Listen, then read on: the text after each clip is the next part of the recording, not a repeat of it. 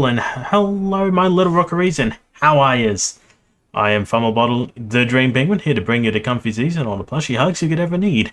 Without further ado, let's continue on with our game of Shadowrun. And there we are.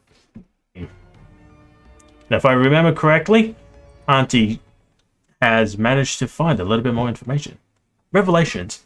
The trip from Shek Kip Mei back to Hui is quiet. As you process the information revealed by the plastic-faced man, Prosperity is a name. Two names, actually. One is the secret project Raymond was working on before he left Seattle. The other is a corporate headquarters in Sang Mechanical Services. And Prosperity Tower is where Raymond Black is being held alive. It's where his memory is in the process of being reprogrammed by his mother, and time is ticking. The plastic-faced man provides surprisingly amenable and quite useful damn it. The walk through the mahjong parlor is punctuated by the tantalizing smell of coconut and fried confection. Sorry. Your crew surrounds kindly Chang, watching uncomfortably as she peers small egg-shaped delicacies from a waffle-like pastry and pops them into her mouth. Each time she does, her eyes close in ecstasy and soft sound comes from her throat. There you are, Lady Nightbot. Your crew here tells me that you were able to locate and interrogate the plastic-faced man. The straw sandal's eyes narrow, and her rusty voice takes on a jagged edge. They haven't told me his current disposition, however. I assumed everything went as instructed? I was gonna take the face as a trophy, but I thought it'd be tacky. I don't know. The Triad boss smiles, and her little black eyes flash. Trophies have their value. Goblet's eyes scan the room, apparently looking for trophies. I trust you got something useful out of him? We got plenty. Breen sounds eager. He gave us a day to dump on everything he knew about Prosperity Tower. First-hand info. Josephine's headquarters? She puts down the pastry, rubs her nose considering. That could be useful, I suppose. What do you intend to do with it? We're gonna rescue Raymond. He's alive, Auntie. Just like I said he was. Josephine's holding him in there. She's doing something to his brain. Something to his brain? She takes another bite of her pastry.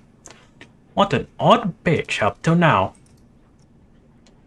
Based on the memory that Mr. Plastic showed us, it looks like she's trying to rewire her son's memories using something called ASSIST, Artificial Sensory Induction System technology. It allows the user to record, process, and feed synthetic sensory input into the brain. Like a sensor chip? Yes, Auntie. It's the technology that led to the SimSense. It's also what allows Decker to enter the Matrix and grants riggers a neural connection to their drones. An expert assist technician could alter someone's personal memory, even identity. Sounds complicated. It is. It requires a massive amount of computing power, and it's not like a temporary SimSense experience. Changing someone's memories requires a world-class expert in assist. I'm not sure exactly what they're doing to him, but I'm guessing that his mom wants him to forget something, or to remember it differently maybe. We have no idea where he is. Isabella hesitates. No clue. All we know is that she's holding him Prosperity Tower while her people work on him. This woman takes depravity to a whole new level. She's rewiring her son's brain? Rue rubs his head in frustration. Who the hell does that? Let's stay focused, Duncan. Isabella turns to the rest of you. Mr. Plastic dropped us a couple terabytes of data on Prosperity Towers right out of his brain. Gunshow and I have been studying it. Lots of good intel to mine there. Just what we need to take a run at the place and hope to get out alive. How do we make the approach? Fortunately, Prosperity Towers is one of Sang's low security locations. It's mostly administrative, marketing, that sort of thing. That's good. Kindly turns to her enforcer. Mr. Bao gives the runners those old Sang security passes you used to hijack that van last year. Sorry. Passes you used on that hijacking last year. Yes, Miss Chang. They'll get them. Those passes should get you through the lobby. The Dryad boss pokes a fingernail between her teeth and dislodging a piece of pastry. You'll have to experience your presence, Lady Nightbot, so don't expect to just walk on through. What about the junk data you held onto after the Wuzhang run?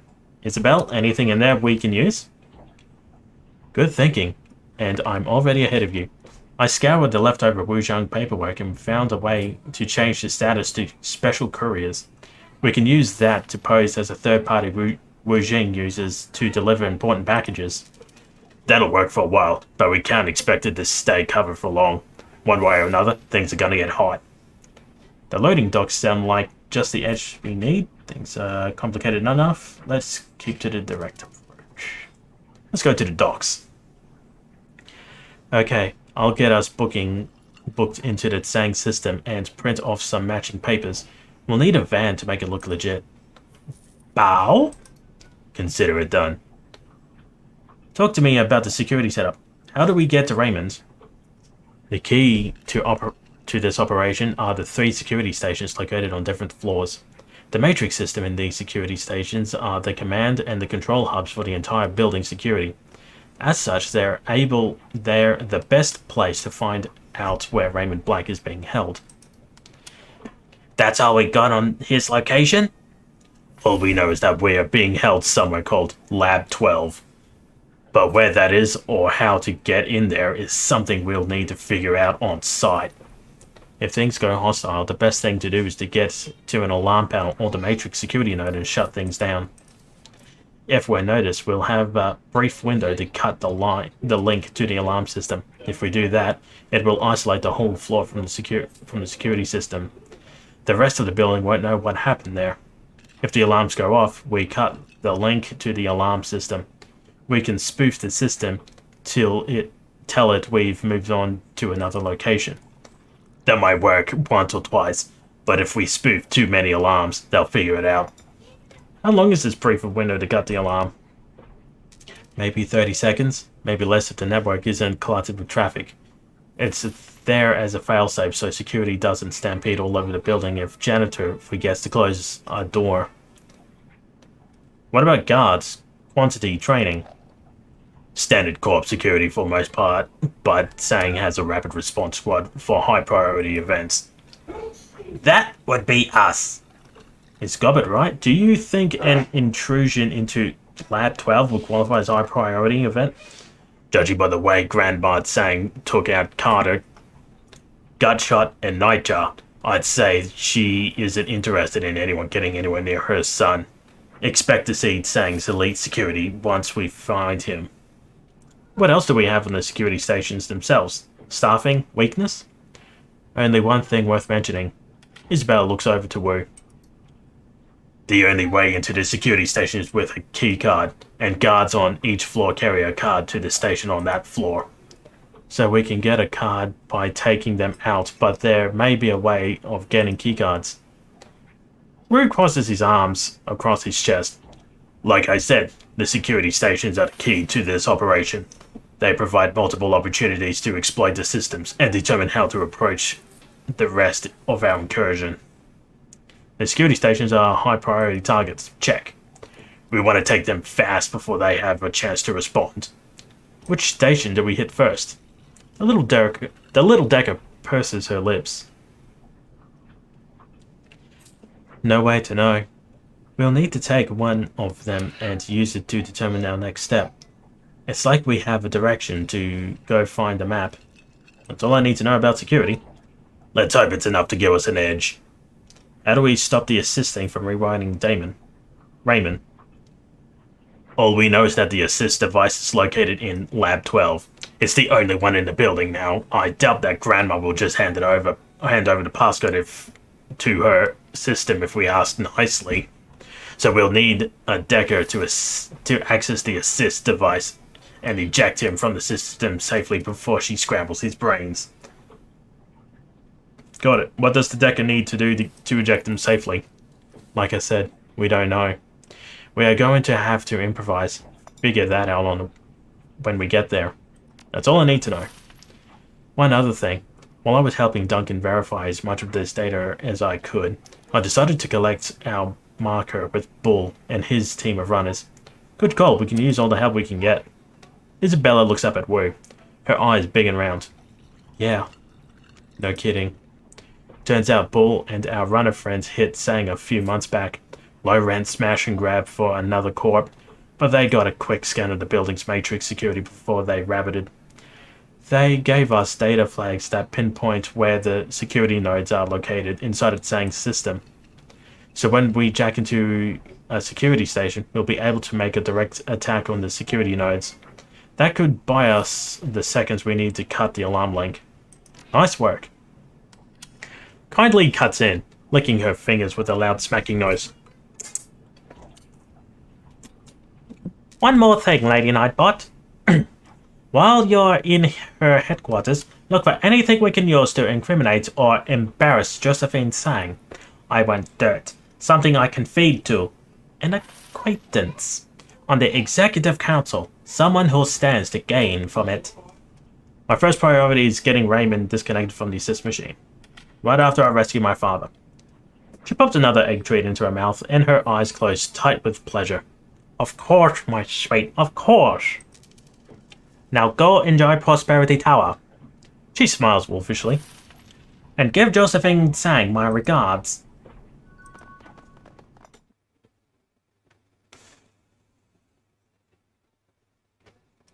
Prosperity Tower. Infiltrating the headquarters of a megacorp and locating Raymond Black will be a challenge enough.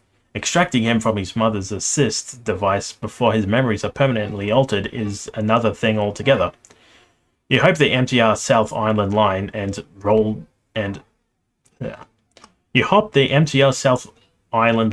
roll noisily down to the nearby island of Appalachia, a dense forest of soaring skyscrapers and corporate greed. Amid the blending innocuously with its neighbors, stand Prosperity Tower.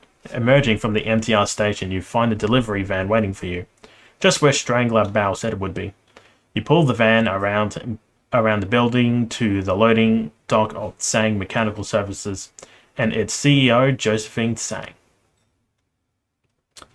Alrighty. So, do I have anything? Can always use a bit more of them.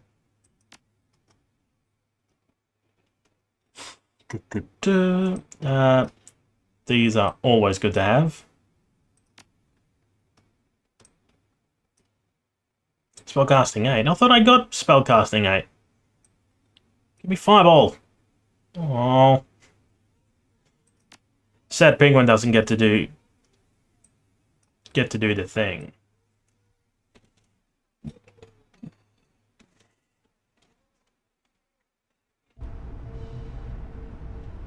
Penguin will do all the things. Alright, so use the Decker to free something, discover... Okay. A metallic scent hits you as you enter the loading docks. A swirl of gas, oil, and steel packing crates. The fluorescent lights above casts a gross hue through the dingy garage. One of the lights in the corner is out, smashed in by the looks of it. It seems the behind-the-scenes world of Sang is just as dirty as the business practices. Not far in front of you stands a corporate worker, unaware of, or at least indifferent to, your presence.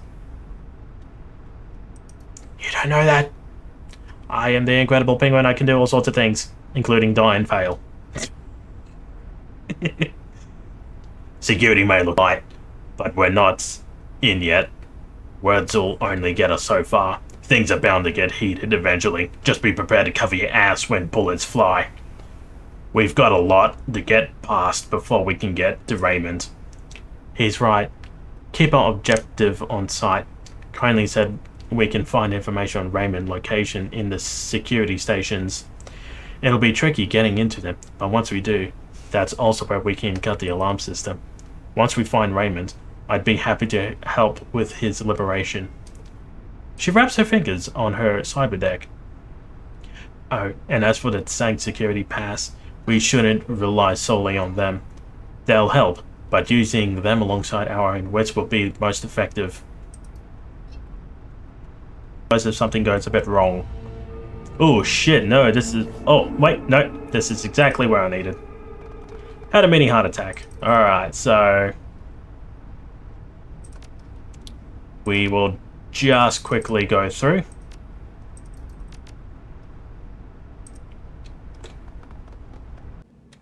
A sneaking suspicion I'm supposed to do this part first.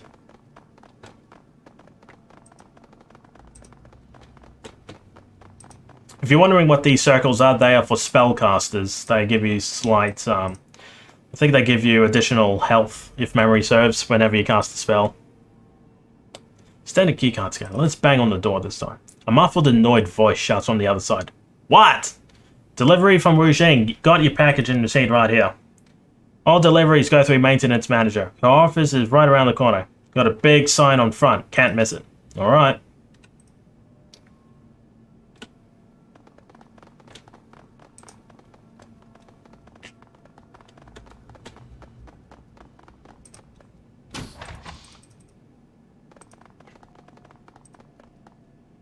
The maintenance manager's eyes are glued to the book in her hand. Oh, yeah. Her head jerks towards you. What? That is not our procedure. Those idiots. Just a second, I'll sort this out. She whips out her PDA and pounds the keys. Thanks, that'd help a lot. The PDA rings, and the voice answers. Security here. Oh, it's you. What is it now? Better not be about that package. You better believe it is. You know... well, as I do, that ever since Zhang's threat level changed, I can't receive incoming deliveries. That's now a security-only procedure. You watch the two go back and forth on the issue. Eventually, the maintenance manager exhausts the other speaker such that you are now instructed to drop off the package with security. Excellent. Alright, so... I believe this is what I needed.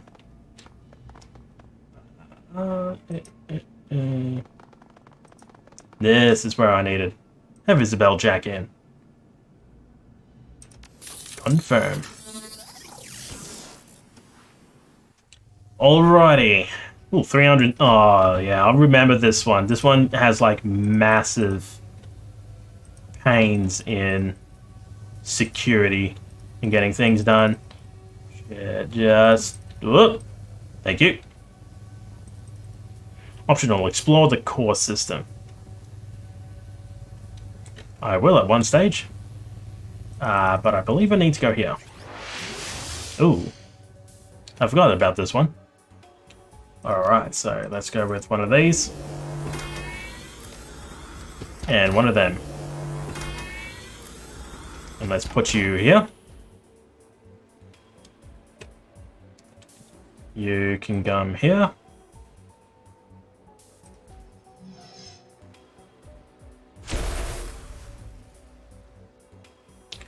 Light cover, and he's taking 76. And let's go with this. Missed.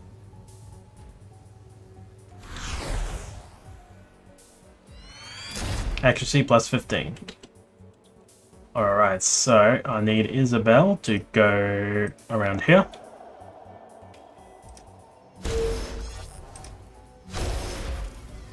Alright, so there's that. Let's go with number here.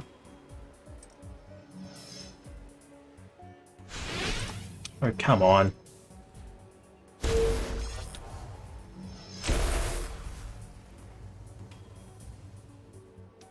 Alrighty, so let's go with one of... there we go. Now let's deal with this. Down, T, and down. Whew. Excellent. Security network node 3B. You hack the node, and the valuable network is quickly interfaced by spoofing programs. Within a matter of seconds, the programs spread across the system, setting false security alarms throughout Sang.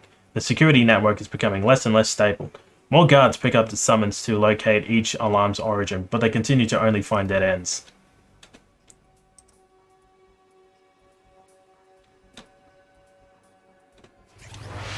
Alright, so what have we got on this end? More security. And what? Ow.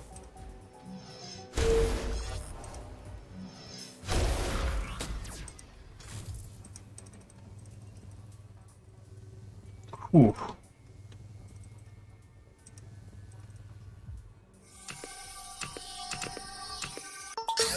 This one.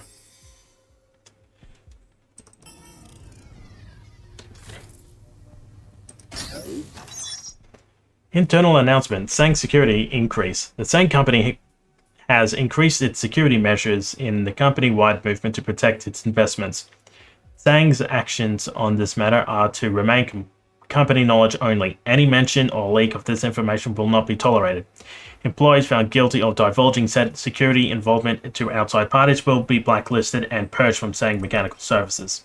Security protocols will double throughout Sang proper. In the case of Laboratory 12, security will be enhanced threefold for optimum protection. Those who work in Laboratory 12 will be upgraded to Omega level clearance, admittance to the lab will be heavily monitored, and all visitors must have Omega clearance or higher with critical businesses in the area. The captain of this station has pre-approved a limited release of Laboratory 12 elevator code to Omega personnel. Receipt of this message is proof of your authorization. Warning, this information is highly sensitive and should remain restricted to Omega Plus knowledge only. Violators will experience aforementioned blacklisting and company purging. After a quick scan of the data, two messages stand out. One about the locker room and the second about first aid station. That's sweet. Maintenance, did you assess change to the locker code again? Security, sure did, but only because your department forgot to do it. Maintenance, I don't need your sass. I need the damn locker code. 2626, you're welcome. First aid station. Notice of security update. Apparently those dicks over at maintenance have been tossing their crappy broken gear into the first aid room, so I changed the door code. It's now 4990. Disconnect. As now there is nothing else. Oops. What does this one have? Who are you supposed to be? Show me Sang security pass. First day was told to report here. Right, so we've already got this information. So if we go into the locker, we should...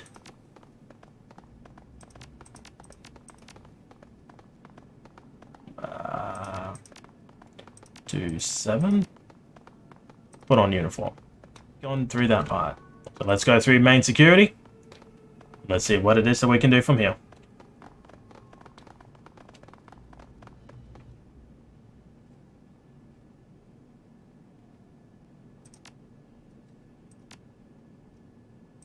Alrighty, so let's go to the elevator.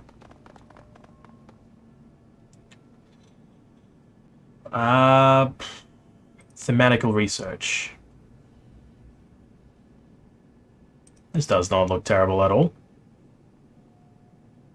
Well, slow down there. This is restricted area. I'll need to see your ID. Charisma 6. Calm down. I'm from maintenance. Calm down. We're here for maintenance. Just here to replace some lights. It's not like I stole this uniform or something.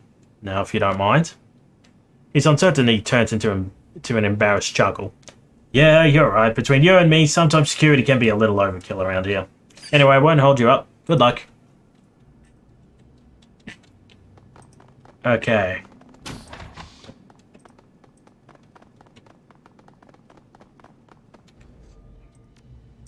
Saying research mage. The vice president spares you a glance from over the top of her PDA. There's a bite to her voice. Who are you? Sure, you think security passes. Maintenance, ma'am. What do you want? Just a routine checkup. Sent here to investigate a strange smell. Have you noticed any? Checking stability of electrical ports throughout the building. Want to have a look? Everything's fine now. Get out before I call security. Sorry, I'll let you get back to your work.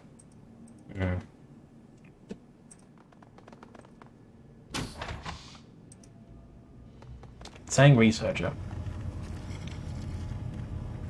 You overhear a masked man in a lab coat mumbling to himself. After a moment, you realize that he's narrating his actions. With a flash of a pen, he approves the incoming lab expenses. Science shall not suffer at the hands of misery department heads. No, not on his watch. Such fiery acumen. Such daring! He runs a hand through the luscious locks of stubble.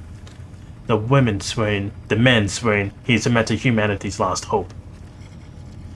His shoulders stiffen in surprise. He makes a small sound, then looks at you. You can't tell if he's angry or embarrassed. Hello, yes, how long have you been there? Actually, never mind, you're here to fix something? Show him your tank pass. Just found out that we got the budget to make some upgrades, so I'm checking to see if your station needs any modification equipment. Look, I do very delicate work here. The last thing I need is a bunch of bumbling maintenance schlubs jeopardizing my work. I can tell by the energy flowing through your setup that you're peering deep into the astral plane, looking for something, a source of an aura. Is that right? You can see all that?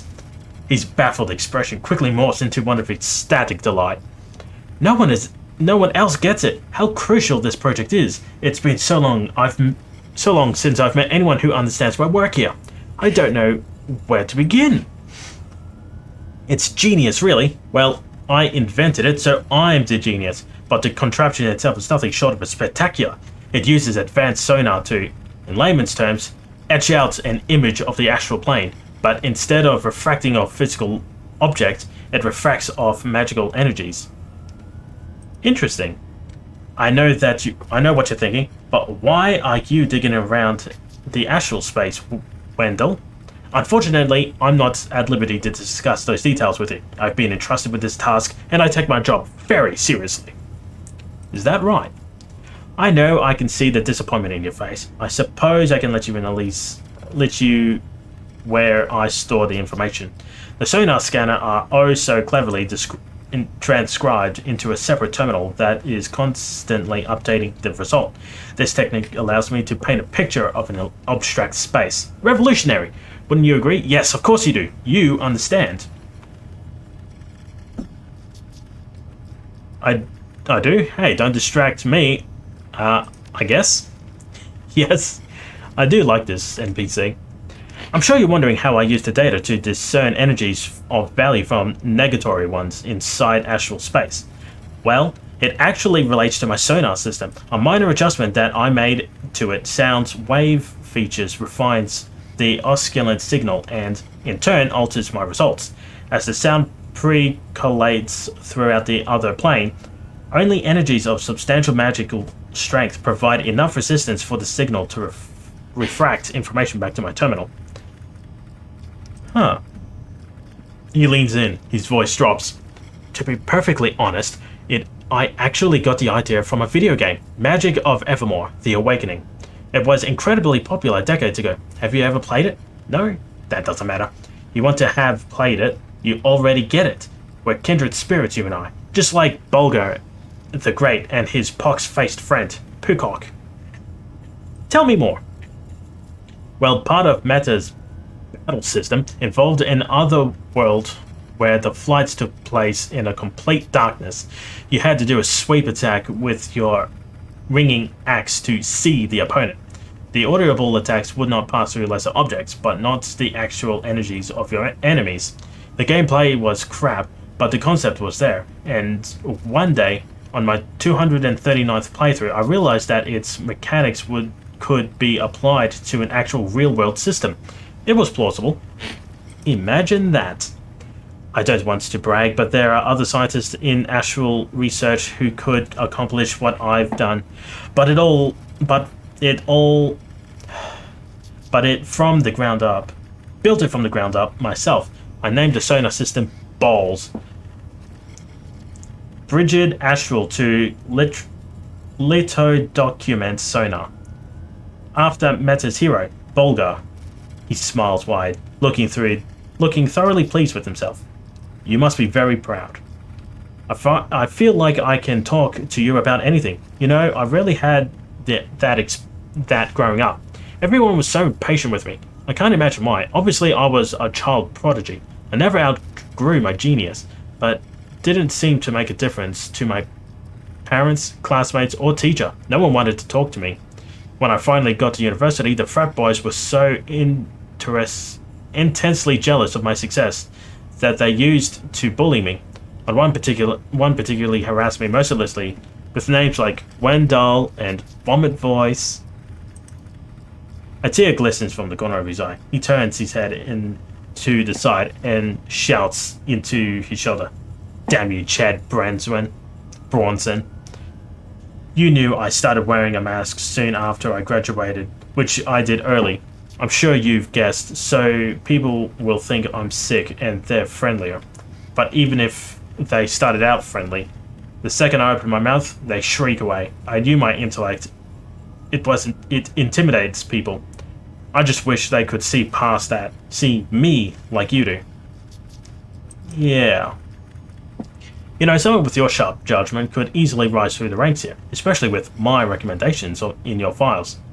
That's generous of you. Give it some thought. He cautiously glances over his shoulder. I really shouldn't be doing this, but I like you, so if you promise me that you won't tell anyone, I'll give you the code to our content chamber. We hit the astral jackpot in here. It'll blow your mind, but it'll be seriously breaking company ordinance, so...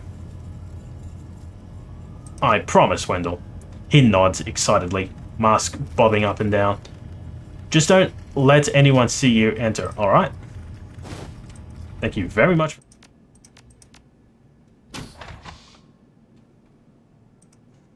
Well, I guess that's always a positive. Research console. You rifle through the console. A few interesting folders catch your eye. Research journal. Most of the entries are dated. Containment information on various experiments performed on Tsang's subject. But one stands out, a newer entry regarding the health of a subject, which appears unnamed. For unknown reasons, it's getting sicker and sicker. No amount of Tsang efforts has been able to revise the ailment. Go back. Containment breach response plan. The response plan is several pages in length, but the summary at the top provides enough information to understand the remaining content. Should a breach occur, all containment doors will close and the emergency door control will be routed to this terminal. Additionally, if the subject escapes this floor, a rapid response unit is on call for immediate deployment. Go back. Lab controls. Let's open the shutters. What on earth? Look at that handsome fella. He's even got a grey big gaping maw on his back. With the metallic grind, the shutters open to reveal a massive nightmarish beast. Yet, despite its daunting size and presence, its body is wasting away. It looks sickly, frail from once strong limbs hanging loose flesh, with eyes sunken into its gaunt face. A thin fluid drips from its eyes and nose into its mouth and off its chin. Around the cell are small puddles of the same substance, some even splattered across the wall. A putrid prison. Let's open the containment. Warning, level blue. Unsealing... Let's see. Let me see. Is there a way? I do somehow need to get in there. Guess I'll do it another way then.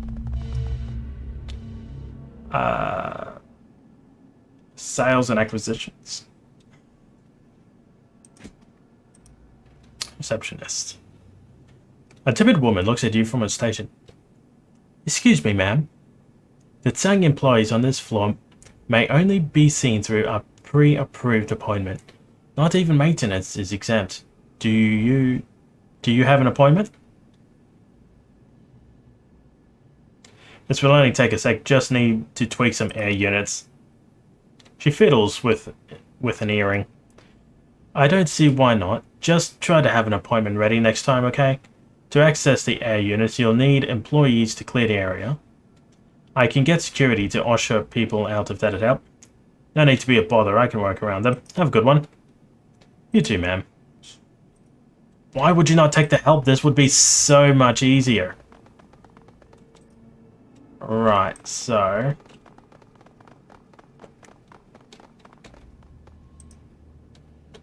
There is so much in here. Saying worker. The woman before you looks like one very burnt out suit. What do you want? From the look of you, I'd say quarterlies are just around the corner.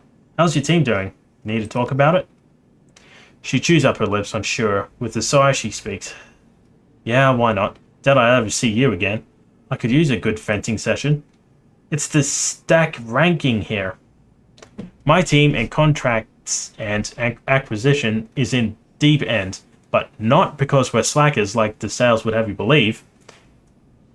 The way she bites into the word sales reeks of enmity. Because the system isn't based on merit. We're working our asses off here while sales don't even have to lift a finger. And while they're ranked ahead of us, they're way behind work-wise.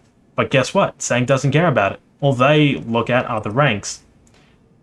Come this quarterly review, whoever's last on this stacking order will get demoted, or worse, sent back into the training pool. She shudders. That's a broken system if I've ever heard one. You don't have to tell me. Sales is reveling in our distress and rubbing their success into our faces. But it's not that. They're also undermining our work by denying us important data that my team needs in order to hand off contracts to Sang upper management, as if the rankings weren't enough. What if I could get the data? She gives you a long look. What's in it for you? I need into this floor security station. I'm sure I can arrange something. I'm offering to help you tilt the balance between your team sales. What do you think? I have the code, but what? I'm not supposed to have it. I technically don't have the credentials either. I'm kind of seeing one of the guys in security. He wanted me to have a safe place in case anything ever happened here. Don't worry. If it comes to it, I'll take the heat. She chews on her lips, nods. Okay, I'll do it. The sales team's data for the station code. That's the deal. Understood. Alrighty.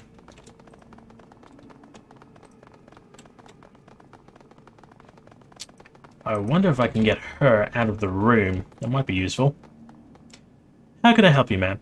Got word of a level 8 maintenance issue right here in the office. It's not fixed now. Things will get messy. I need everyone out of this room in the next half hour. Her mouth drops open. But after initial surprise strays away, she looks doubtful. What kind of issues are we talking about here? Bolivine creeping mold buildings been struggling with it since 51.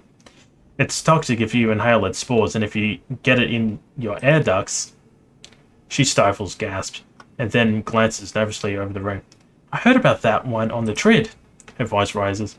Everyone, this woman has just informed me that there's a maintenance emergency in our area.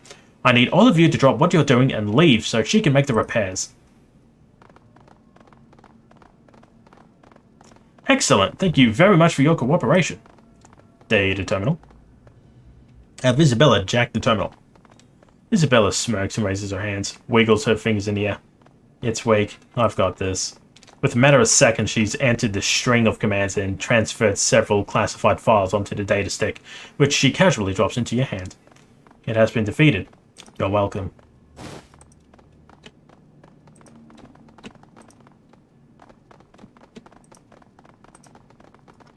Do. Sang worker. The acquisition manager looked at you eagerly. Did you get it? Handed the data. Right here. Yes, perfect, thank you. As promised, here is the code. A stroke of fear seems to freeze her. I'm not going to get into trouble, right? You cover your trail? Don't worry about it.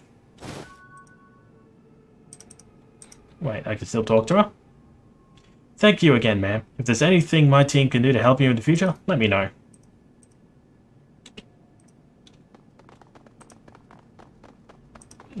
Door car keyed. Use keycard.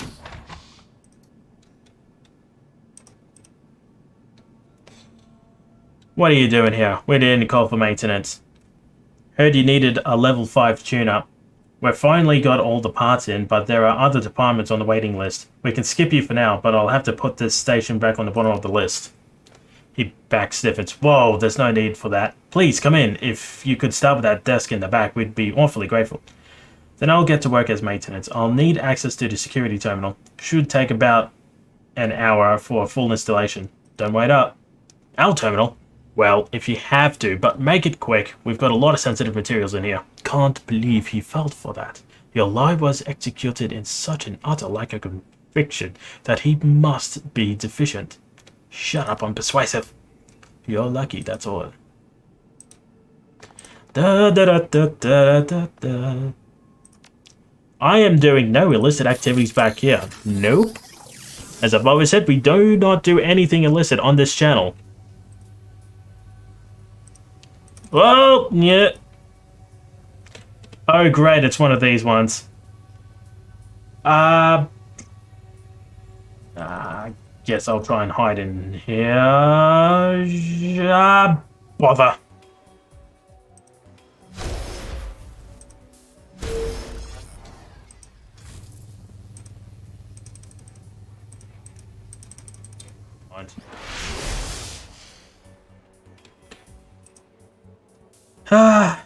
Unfortunate, but let's...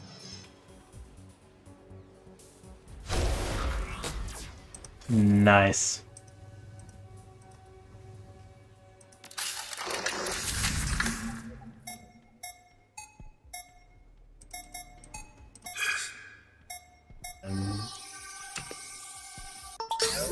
There we go.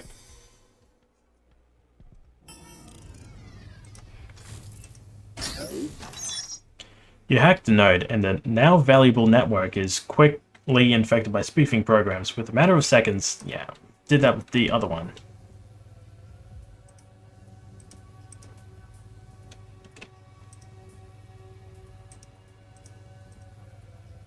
Alrighty, so if we go here, and then go over here. Ah, yes. More security. Let's get these guys out.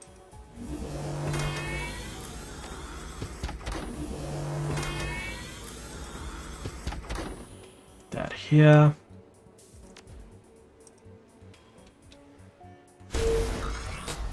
Alrighty. So I now should be able to get in here without too much of a drama. Let's hack it.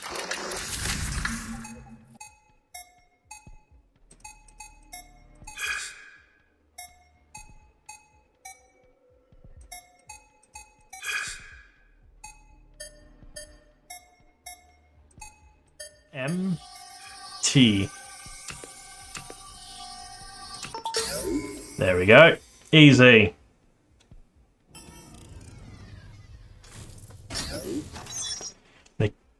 The captain of this station has pre-approved a limited release of Laboratory 12's elevator code to Omega personnel. Receipt of this message is proof of your authorization. Warning. This information is highly sensitive and should remain restricted to Omega Plus knowledge. Only violators will experience an aforementioned blacklisting company purging. A list of digital conversations have been sent from this floor appears. One in particular, an exchange between Sang's executive and an employee in accounting. Looks promising. Read the conversation. I was informed that you're the best person to contact regarding the passcode for the Magical Research Center. As a new recruit to the accounting team, and with security being so tight, I lack the access to the center's files that are necessary to perform my biannual accounting report. I'd appreciate it if you send me the codes by EOD today. Shanley, accounting specialist. No. What you're asking is extremely unorthodox and in blatant disregard for company protocol. My department is under constant scrutiny and I can't afford a leak. You'll have to go through the proper channels and fill out the required paperwork if you want the passcode. Mei Lin Jiao, Vice President of the Magical Research. Dear Mr. Lin Jiao, allow me to rephrase my earlier request. You send me the passcode and I'll review the Magical Research Center's finances. I heard that your lab's been hemorrhaging funds this last quarter. Perhaps I could message those numbers to make the lab appear more monetarily efficient. Shanley, accounting specialist. Attached are the passcodes for my department's core system terminal. You will need access the system only under my direct supervision. Is there more? Right.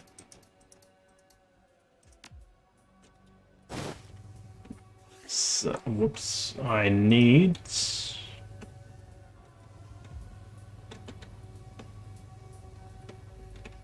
Yeah, I know where that one is. There's not really much I can do about it.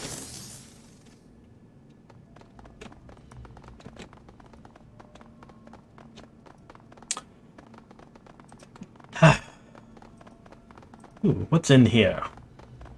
Sign. VIP of operations. Open door. Combat for a little bit. So let's start.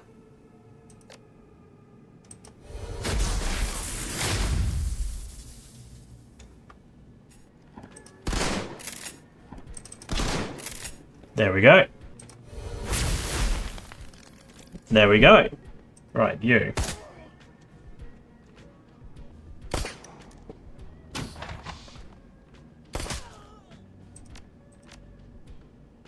Everyone's stunned, which is good.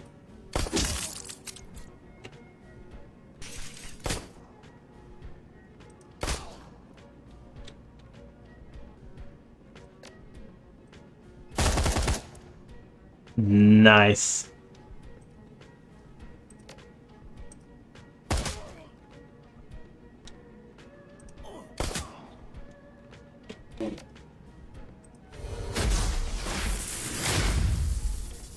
Sorry, buddy. One. Oh, okay. Well, that works. Well, if that's all the security that's coming, I guess we don't need to worry about anything else. Alrighty. So this one's gonna be a small pain.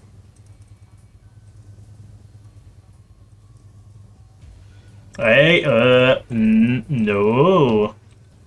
Oh shit, oh shit, oh shit, oh shit, oh shit, oh shit. Whew. Made it!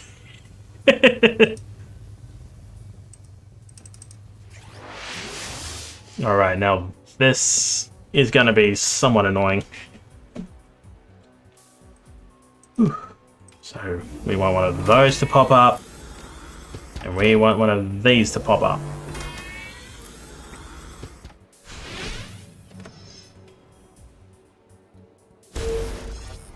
That's one I don't have to deal with. Alrighty, so there's that one down. Come on. There's a lot of hacking going on tonight. Sheesh.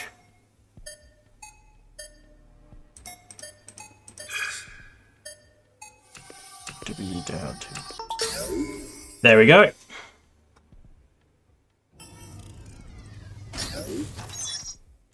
You hack the node, and valuable network is quickly infected by spoofing programs. Within a matter of seconds, the program's spreading across the system, sending full... Yeah, we've done that one. Alright, so that's all of them. Now all I need to do... Yeah.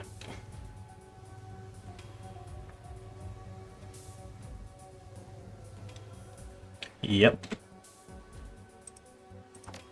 Once again, I will need them. And I will need you.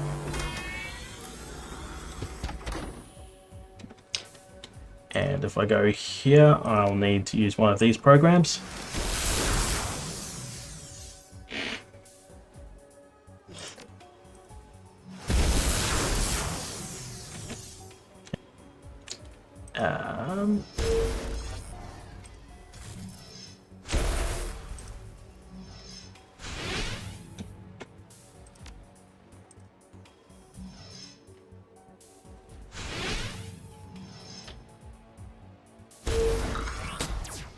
There we go. More hacking.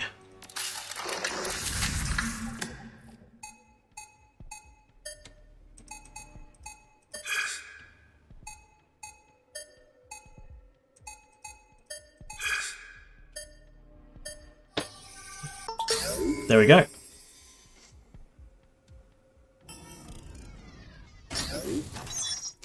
A bulletin board dedicated to the floor's faculty pops up. Several mundane topics are posted, but one titled Attention seems more promising than the others. An initial glance reveals that the floor has acquired new gear of some sort. Read the post. Attention. Our security staff has been allocated extra gear to assist in the containment of our high priority test subject. Effective immediately, all gear assigned to this floor patrols is to remain on this floor. No more landing or burrowing with other station's staff. To ensure others do not take our property, we've changed the code to the equipment room, which is now 8974. This code is not to be shared outside of our department. Captain Lo Kang, Lab Head Security. 8947. So, oh my. Take.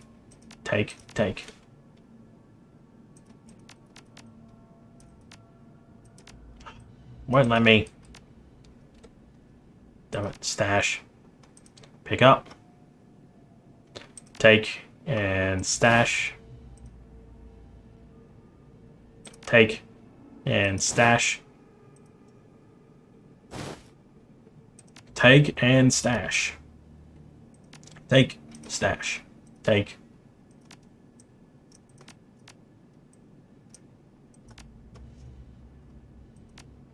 Damn it. I don't know. Ba-bum. There's nothing really I need from here. I should be able to go to the floor that I need to get on. Enter the numerical code.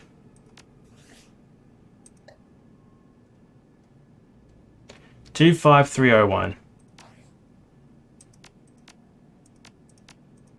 Submit.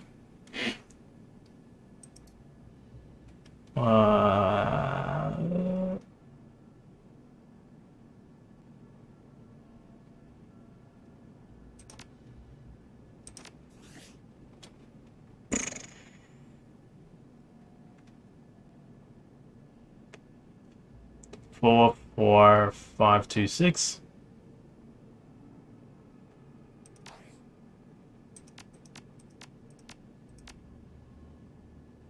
Sequence accepted. Access special projects granted. Please have your Omega ID card ready at the check-in. Lab 12. Let's go in.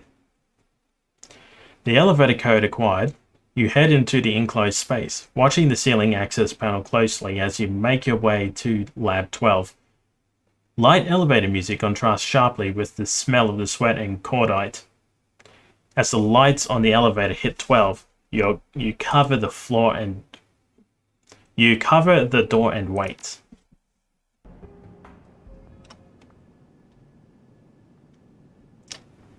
The security captain studies his fingernails cuticles with quiet intensity. He looks ready to drone out a standard challenge, but stops when he sees your maintenance uniform. He raises his weapon. Okay, hold on. You know that maintenance is not allowed to be here without a Omega level escort. You have 2 seconds to produce an Omega level ID card before I open fire. Well, you asked for it. Take him down! Time for some more violence.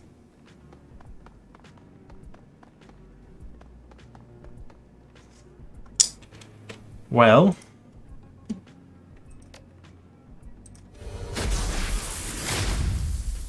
there's that one. Isabella is pretty nice with a pistol.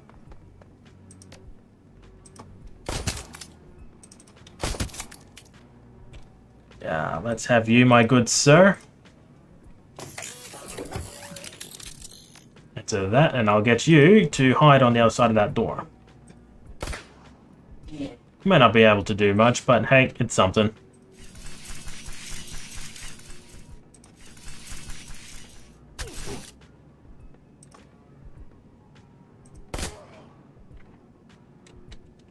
Oh my, how sad. Never mind.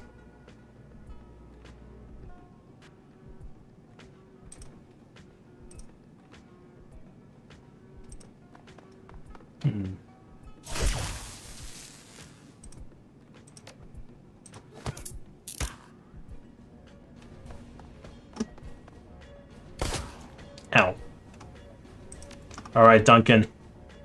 Taser his ass. Oh, damn it, it's on a 2 whatever timer. Oh well. I mean, he's stunned for a few good rounds anyway.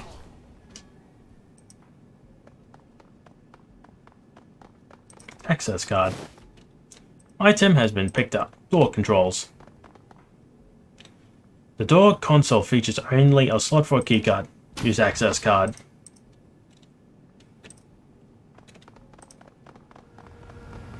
Let's get our dad out of there. Lab 12 smells of shiny new computer equipment, and the entire room hums with quiet efficiency. Monitors ping occasionally, broadcasting quiet alerts.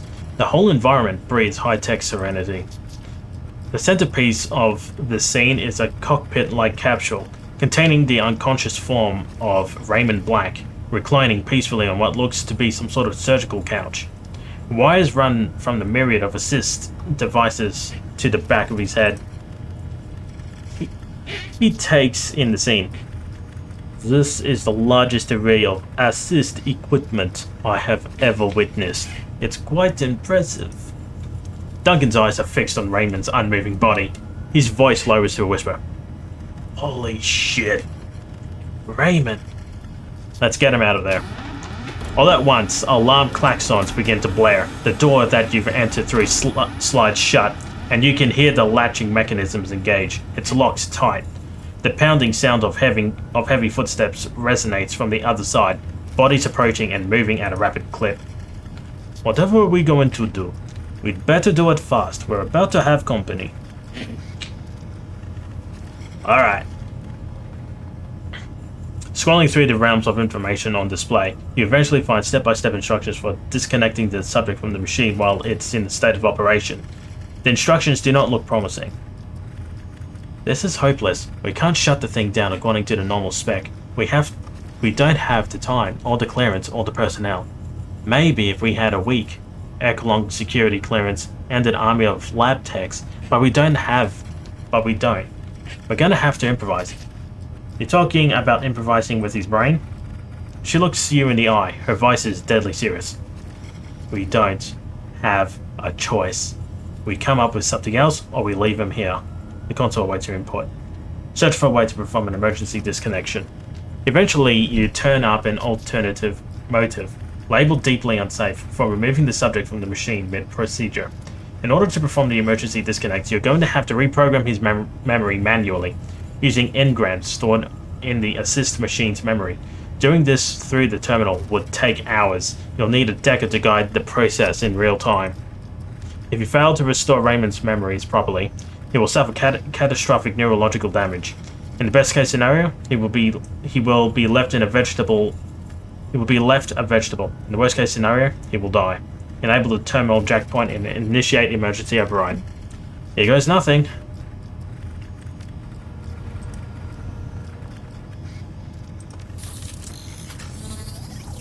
Alright, it's gonna take her a little bit to get herself in.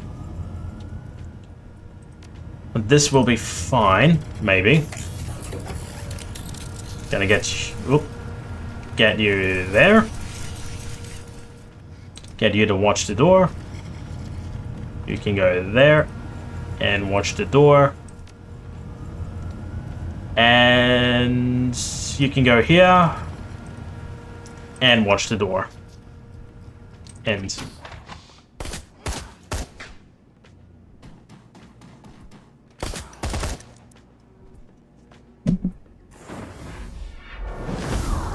oh, great, a shaman. Alrighty. So this is gonna be one heck of a party.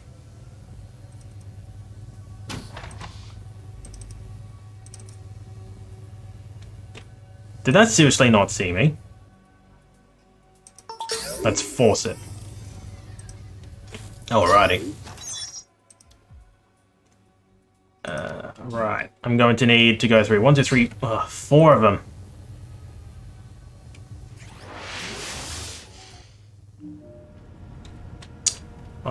Alrighty, so...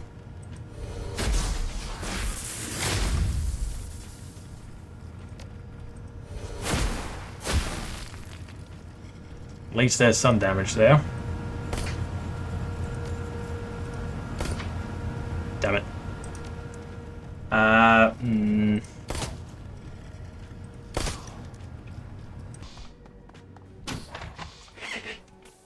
Alrighty, so...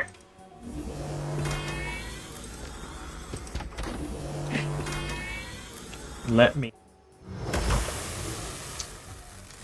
Well, that was simple enough to take care of.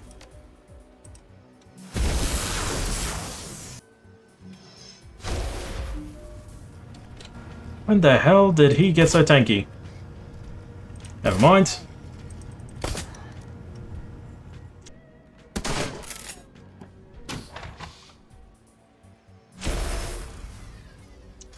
Alright, so I need to get there.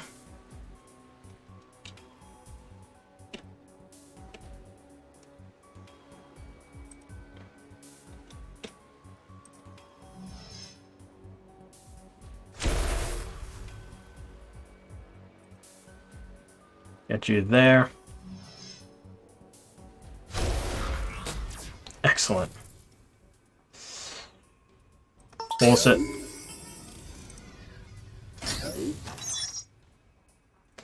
A flood of engrams streaks by. You hack into the flow, capturing a small clump of tight, distinct memories, tiny and round. One of them glows, set apart by the others by its intensity. The verdant aroma is still pond on a late summer day. Its reflective surface is disturbed by a single tear. As the ripples glide from the impact point, a young boy's face is reflected in the water, grief fracturing in innocence. He traces the character for father in water with his finger. Well, there's that one done.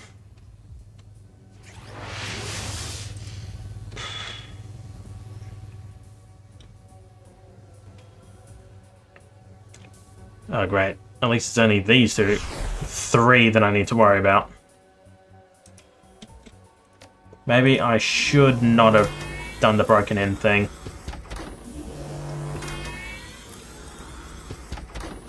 Alright, so... that is a nice bit of critical damage.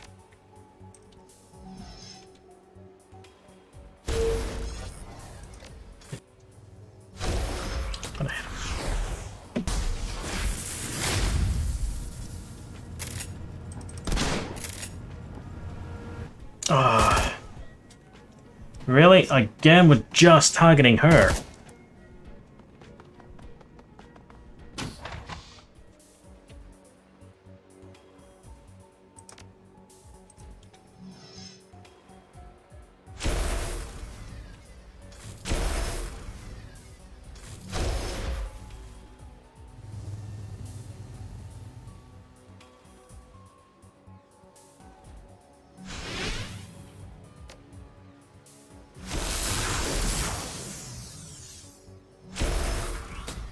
Three left. Two lefts.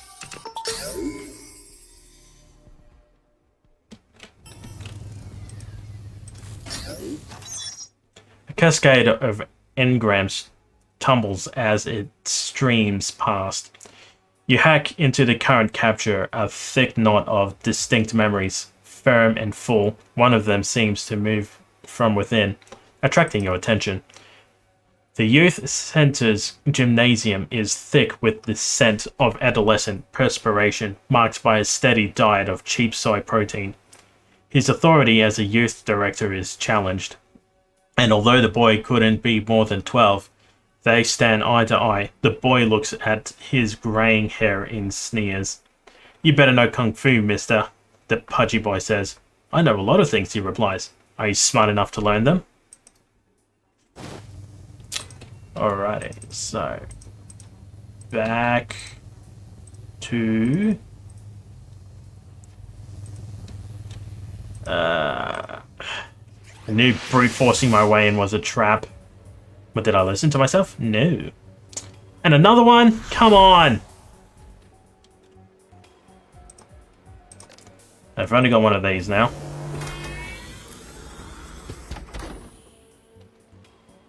Righto. I will just have to throw everything I can into one heap. There we go.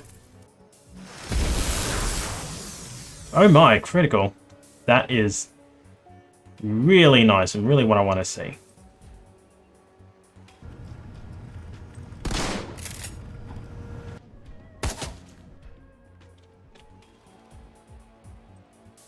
Go here.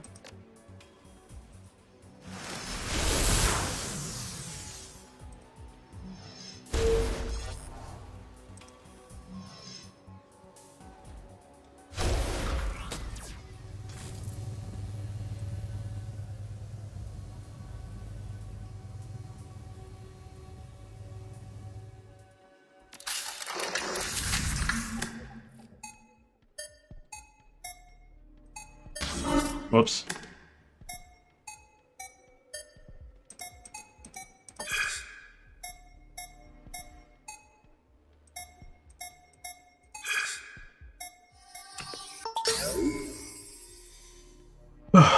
There we go for that one.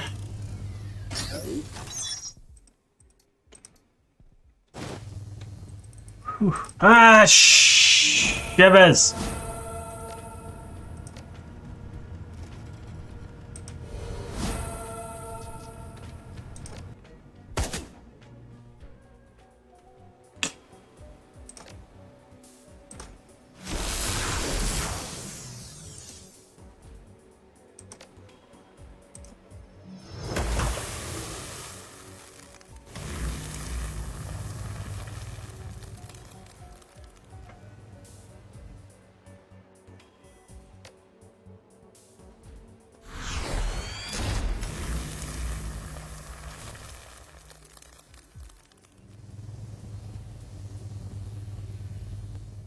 Alrighty.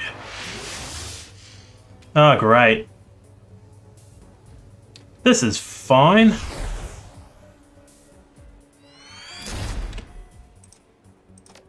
I've only got one of these.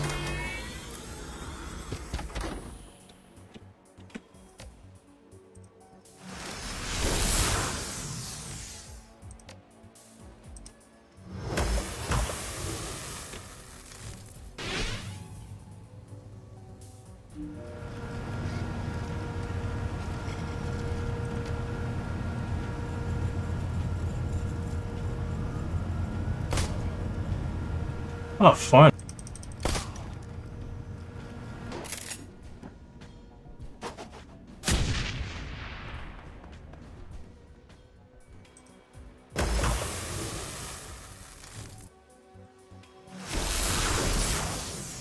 Might be this one. There we go. There we go. A current of engrams twists and churns as it flows past. You hack into the current, capturing a cluster of distant memories, lumpy and fat. One of them hums loudly, calling your attention. Anticipation. The hall is long and ends at his door. He traverses the distance slowly, knowing that he is being observed by his new underlings, and there it is, newly installed, shining like a mirror on the door made from real wood. The brass nameplate. Edward Sung, Vice President of Special Projects. Pride swells within him.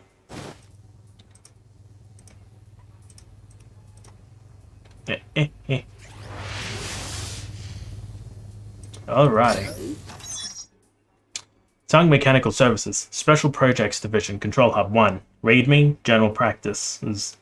2. Open Host Ingram Streams. 3. Log off. Open README General Practices. Scanning the files, you find a list of procedures that governs the safe removal of the subject from the machine. According to the files, all 4 memory engrams needs to be locked into Control Hub in chronological order. Then, and only then, can the subject be ejected without suffering permanent neurological damage. Open Host Ingram Stream. Okay, for slot 1. Young boy. Locked. 2. Young executive, locked. 3. Middle-aged man, locked. Slot 4, old man. All of them are locked. Reintegrate host. Checking engrams. Engram integration successful. Host reintegration process initiated.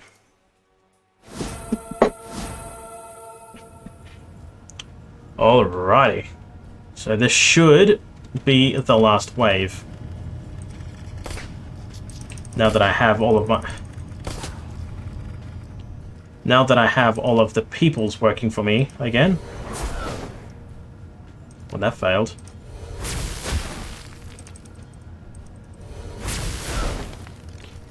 All of them are amiss. How unfortunate. There we go.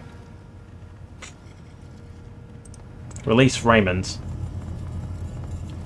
The clean room echoes with your footsteps as you approach the capsule containing the assist surgical couch.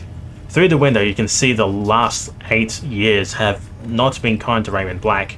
The trauma of the last few days is readily apparent. The pasty pallor of his skin and with the white growth of stubble on his chin making him appear far older than 65. He lies unconscious, his chest barely moving, his eyes sunken, his jaw slack. Carefully applied gauze dressing on his balding head surrounds a gleaming meat port, a data jack. A thin bundle of wires run from the jack to the device mounted to the capsule walls. Oh my god. Although his voice is small, it echoes loudly through the clean room. Dad? Duncan! Yeah, I'm here. Wu glances at you apologetically. Sam is here too. Raymond opens his eyes with a dreamy smile. Hello, Miss Mick Sam-Face the 5/4. Good to see you.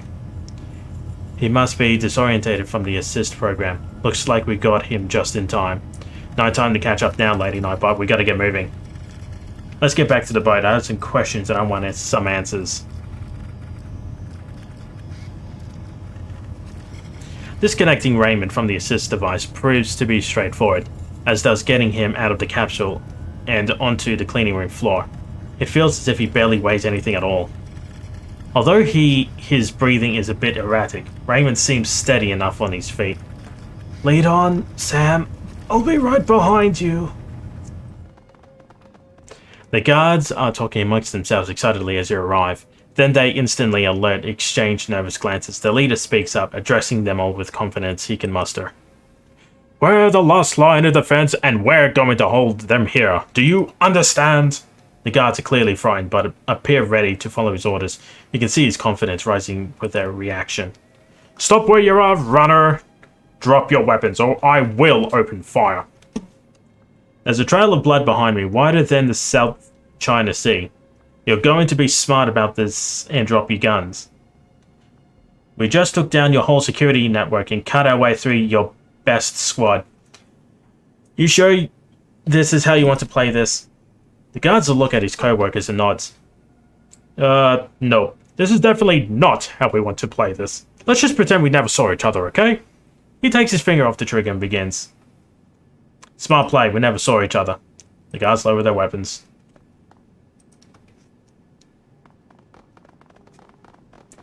Low on resources, health, and with an injured... Raymond Black.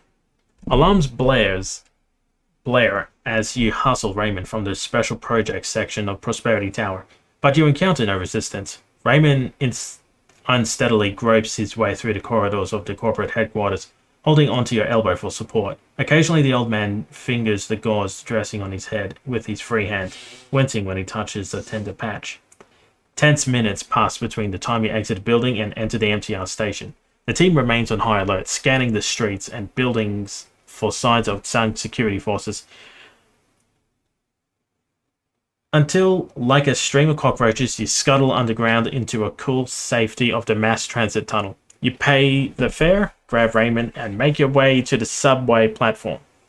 The sound of an old man's ragged breathing loudly rushing past your ear. Seconds tick slowly while you wait for the subway train to arrive.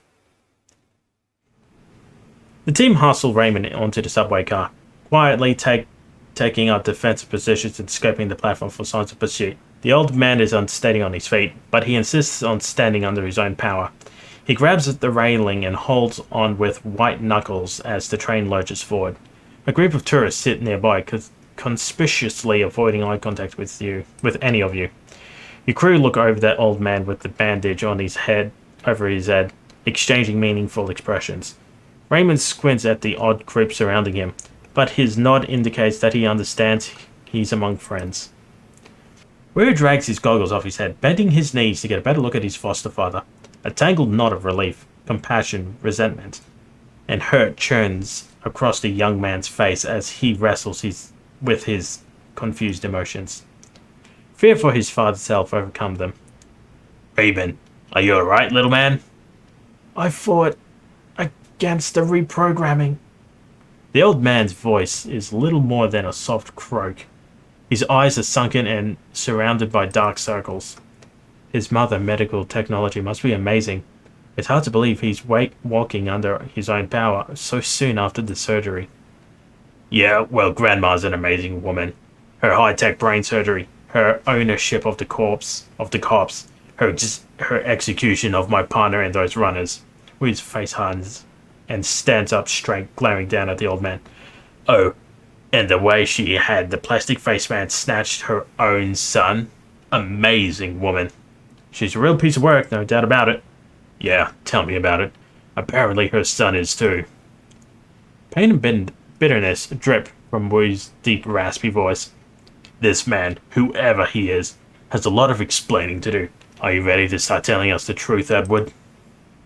The old man tilts his head up at the orc towering above him, and although exhausted, his jaw sets firm. Yes, Duncan. I'm ready to tell you everything. I had planned to explain all of this when you arrived in Hong Kong. Yeah, our meeting was postponed due to a kidnapping and a murder.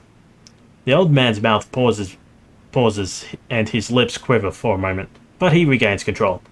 I never believed it would come to that my mother was capable of.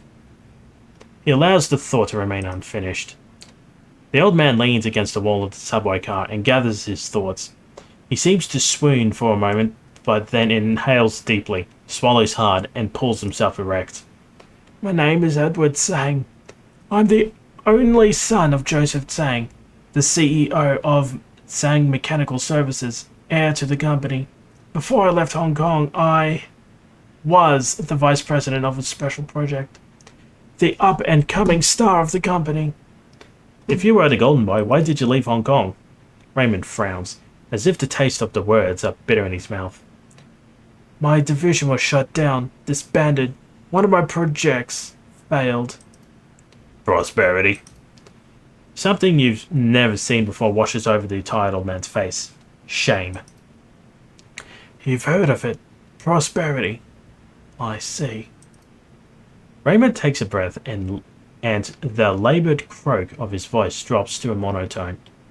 I was part of the project my mother envisioned to rebuild Kulong Walled City, a walking neighborhood for underprivileged citizens, fully integrated with job training programs, co-op childcare, drug counseling centers.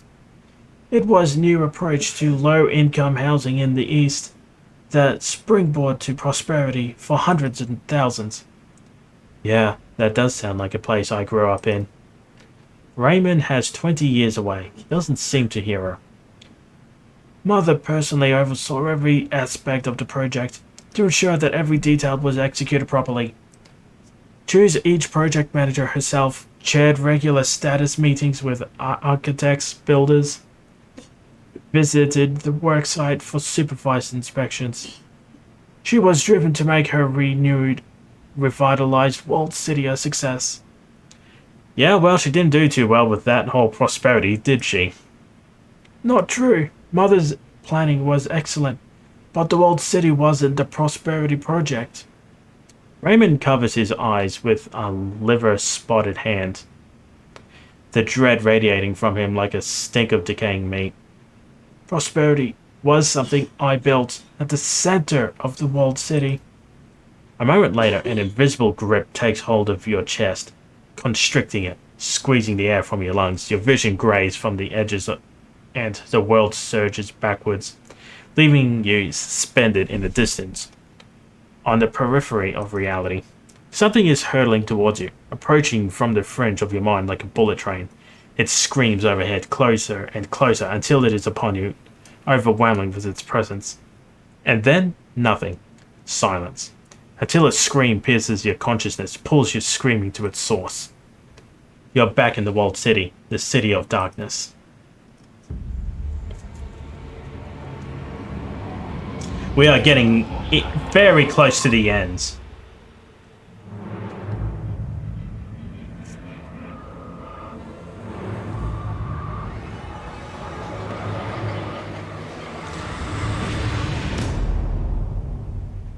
Oh my. Your mind retches, inverts, and then violently jerks back into your skull. Your stomach cramps hard, and the taste of bile burns your throat. A thin trickle of cold sweat slides down the small of your back, and your eyes refuse to focus. Your crew fares no better. Gobbet pulls herself from the floor. Madness and Folly squeak worriedly in the folds of her clothing. Isabel grips the railing, her back to the ground, retching silently. Ractor leans against Roshai. His ashen face stared at the ceiling. He blinks rapidly, processing. Gaichu stands perfectly still at the center of the car, hands at his sides, his face impassive. Wu breathes deeply, his hands on his knees. That wasn't a dream. He shakes his head like a lion's mane and spits on the floor. That was something else. Gobbet's breathing is shallow. She's covered in a thin sheen of sweat. That was a vision. I saw some sort of machine inside the walled city. Isabella turns, squinting in concentration. Her lips are white. I was churning something. It felt wrong. Impossible. I think it was ripening. I don't know.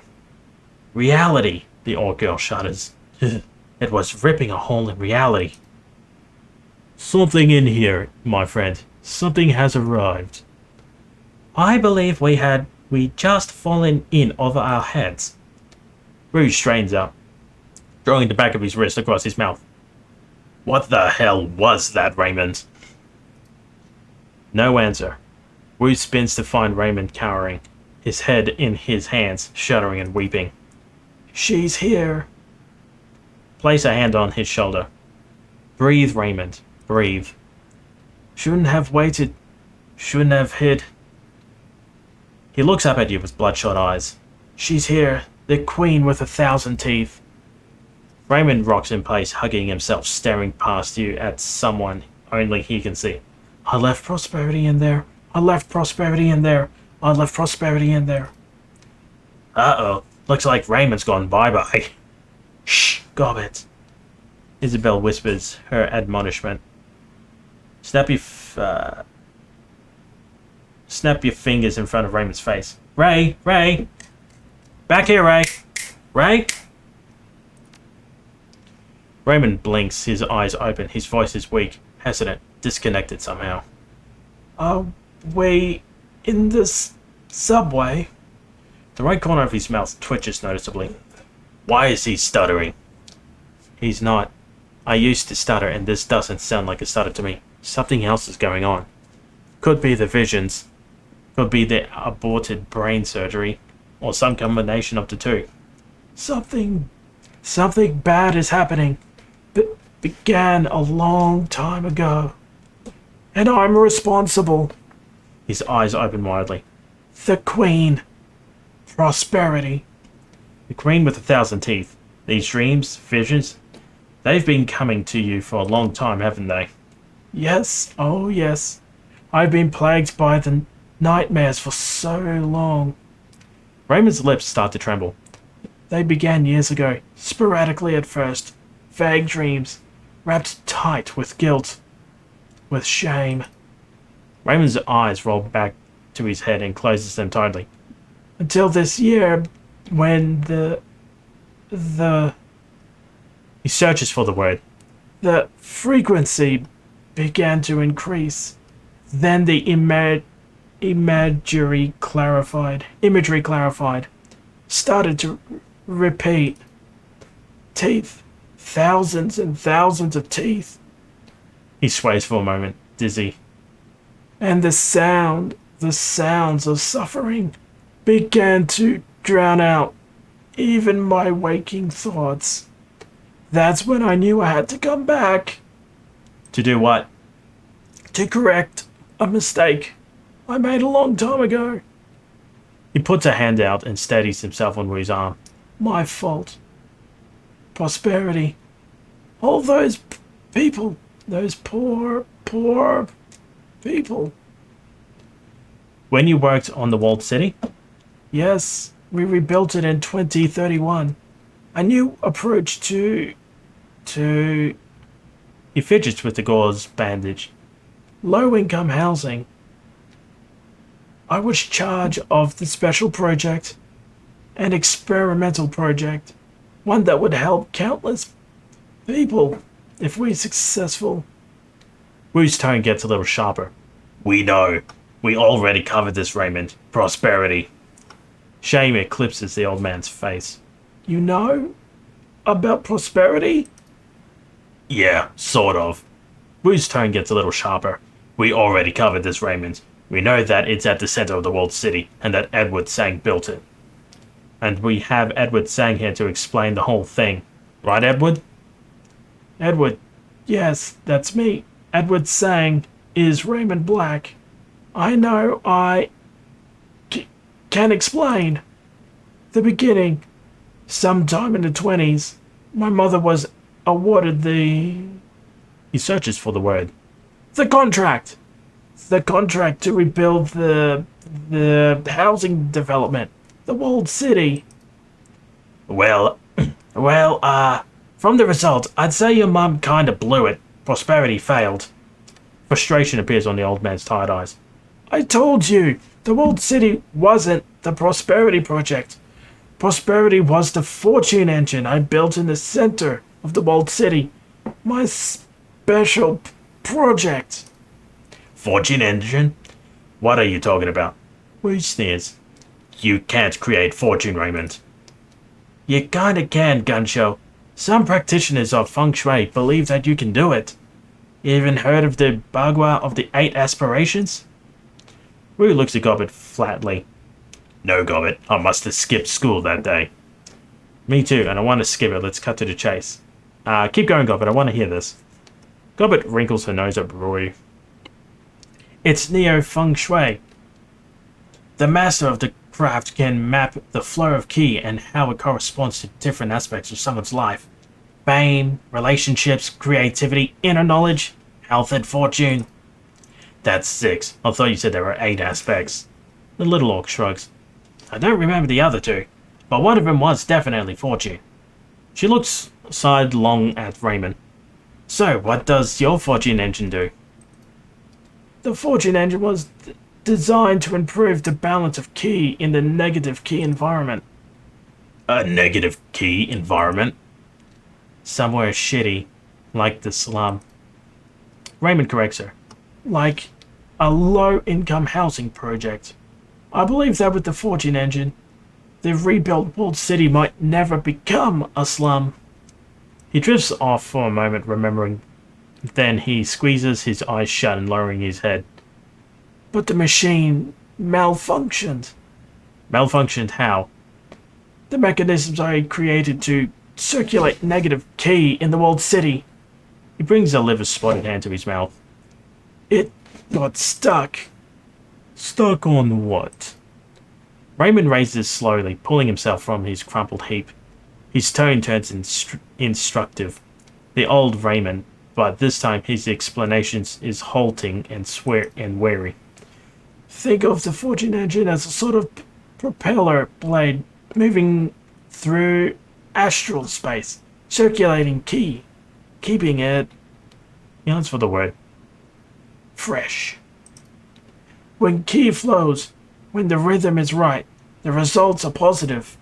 fortuitous. When I brought my design for the fortune engine to my mother, she embraced it. He exhales. She more than embraced it. She bankrolled it, put an entire division of Tsang Mechanical under me to develop it. Sounds like a big bet. Raymond nods rapidly. The biggest of her career. Mother said that if the machine could bring fortune to the less fortunate, it would prove my theory. And if it could help the poor, imagine what Fortune Engine could do for Josephine Sang. Rue's jaws clenched. But that's not what happened, was it? Something went wrong. The people in the old city didn't benefit from your engine, did they, Raymond? The old man bows his head, doesn't answer. Raymond, why didn't your Fortune engine work? It got stuck. He doesn't raise his head. The mechanism I created to circulate negative key in the world city got stuck. You can see Wu's patience blowing away like autumn leaves in a high wind. He rubs his head viciously in frustration. Stuck on what, Raymond? The old man gets a confused look on his face. His lips move soundlessly for several moments. Wu leans in close, drops to a whisper, seething with his foster father's face. Stuck on what? Raymond winces at Wu's tone and stumbles back a step, but it does the job and the old man focuses. Something in the astral space. I wasn't sure what. Uh-oh, that sounds bad. The machine started pulling negative key. The old man's breathing begins to accelerate. And the world city started to fill with it. Fortune turned bad. I've been to places where feng shui was really bad. That's not what I felt when I was in the walled city. No, key needs to flow. Eventually, the enormous pool of negative key became toxic. Fortune turned from bad to worse. Much worse. Raymond shoulders slump. Mother's vision for rebuilt, revitalized world city fell to ruin. It only took a few years for the trapped toxic key to turn a brand new housing development into a hellish slum. Why didn't you turn it off? I couldn't. Something happened. Part of the malfunction. We couldn't turn it off. Then why didn't you blow it up? Wrap it in C6 and turn it into scrap heap? Mother refused. Wu's tone is icy cold. Why? I never found out. She wouldn't tell me. She would only say that it wasn't worth spending the additional resources to figure out how to fix it, or even how to turn it off. Words start spelling out the old man. She sealed off the maintenance room. Our engineers poured a sarcophagus of thick concrete around it so no one would ever find it. Even found out what we had done. Then she wrote the project off as a business loss and moved on like it never happened, right? Yes. His face flushes and fidgets with the gauze bandage on his head. After that, I left Hong Kong. Started a new life in Seattle. Found you too. You should have stayed. Tried to do something about it. Wu's grimace disappointed. You were a coward, Raymond. Yes. Raymond stands up straight, takes a shaky step towards Wu. Yes, Duncan. I was a coward. And the guilt, the burden of my cowardice gripped me like a vise that never loosened. It's eating me from the inside for 20 years. He licks his lips, tries to breathe. And then the nightmares began. Horrible. Still, I kept working on the problem, night and day. Did you ever figure out how to stop it? It took me years, even after you left, to make the connections, find what to do.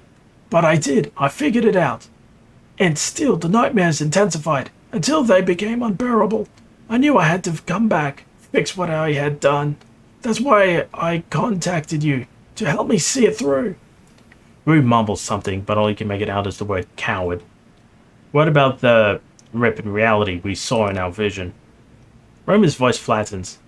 When the machine malfunctions, when the circulation became stuck in astral space, it lodged in another domain. He sways and his lips begin to tremble. And something lived there. Not good. The old man begins to drift. After 20 years of constant force, the circulator finally began tearing. Astral space created a rupture in her domain. He begins rocking in place. And now she's pushing through. And now she's pushing through. And now she's pushing through. Yeah, she's pushing through all right. Wu snarls at the foster father. The queen with 1,000 fucking teeth. A thing you brought here, Raymond. Raymond stops rocking, becoming fully lucid. He snaps back at Wu. I understand that, Mr. Wu. That's why I came back. I believe she is only partially here. She wasn't pushed all the way through yet. She's probing her new hunting ground. Must. The emotional strain of his snap at Wu rattles him again. I know what I need to do now. How to extract this circulator. Shut the machine down before she can fully manifest. Just get me to the center of the world city, to the forging engine. I will do the rest. Please, help me. Help them. This machine has caused unspeakable misery. It needs to be shut down. Whatever misery the machine's caused is nothing compared to what's going to happen now. The little Decker's eyes open wide, more white than iris. It's not just a thing in there, Lady Nightbot. It's Yama King, a demon goddess. Her breathing becomes faster, shallower. I don't know if I can do this. I don't know if I can go back in there. Where trapped is, where can't run. And believe me, I want to. It's all I've been thinking of. The rat shaman's shoulders rise with tension. But the APB is still out on those visions. I got a feeling they're not going to stop unless we make him stop. And that fragile old man's the only way to do it.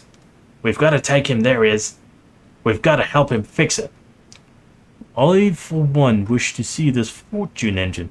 I am intrigued. Ractor's pale eyes glint. I willingly go. Gochi's face remains impassive, but his eyelids lower in anticipation. I have the opportunity to kill a god. I cannot allow the opportunity to pass unanswered. I hate this country. I hate this life. Wu sets his jaw and hooks his thumb into his belt. He stares evenly at Raymond, his voice cold. But oh, you, Raymond, and I'm not walking away from that. I intend to make us even. I'll help you fix your mess or die trying.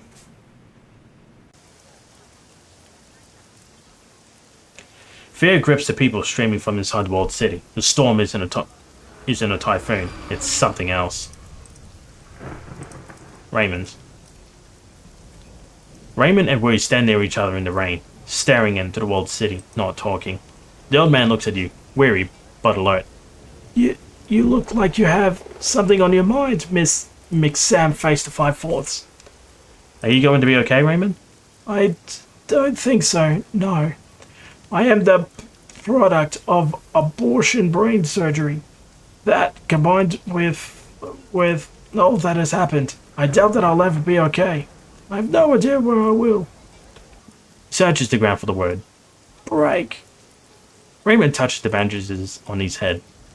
And although I'm relieved that you rescued me before my memories were wiped, part of me grieves at the thought I could have been free from all of this. I bet those people in the walled city wish they could be free from all of this too. Indeed, but they are proof people can adapt to the harsh circumstances. I will learn to live with this hardship like they have. I think we all learning a lot here. For example, Sam and I learned that you're a genius who can create magical machines.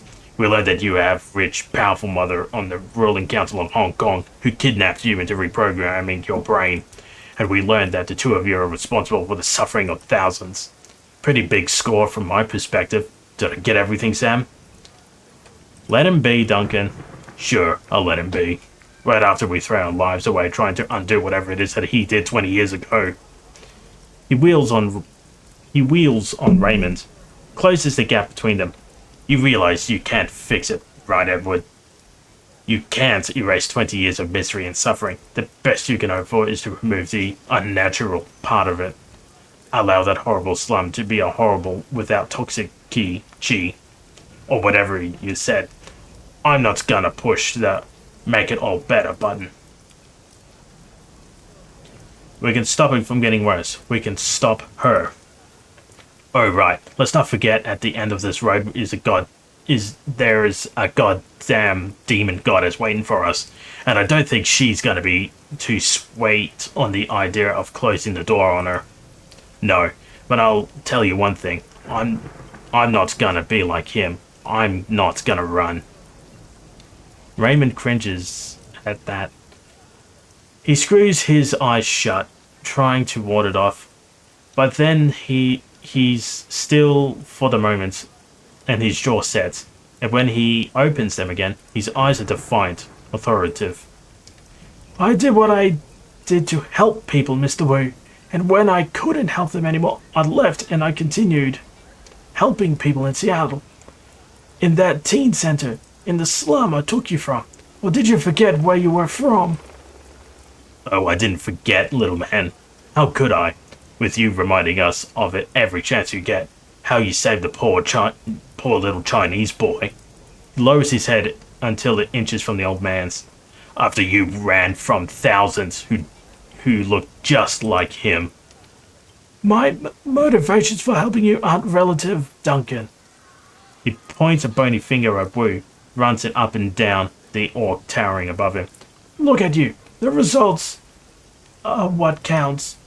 Wu doesn't pull back. He leaves his face and hair's breadth from the foster father. I know, Edward. Your motivations for building that machine aren't relative either. Wu cocks a thumb at the walled city, at the throngs running from it in terror. The results are what counts. Stopping that fortune engine is what counts. You're right. He takes the scene unfolding around him with grim determination. We need to do what we came here to do. I do apologize that you're only able to catch me at the end there. I'm sorry. Alrighty, so thank you very much everyone for joining me this evening. The Stream Penguin loves each and every one of you, wishes you the good season, all the plushy hugs you could ever need. Until next time, you have a fantastic cycle. Bye bye.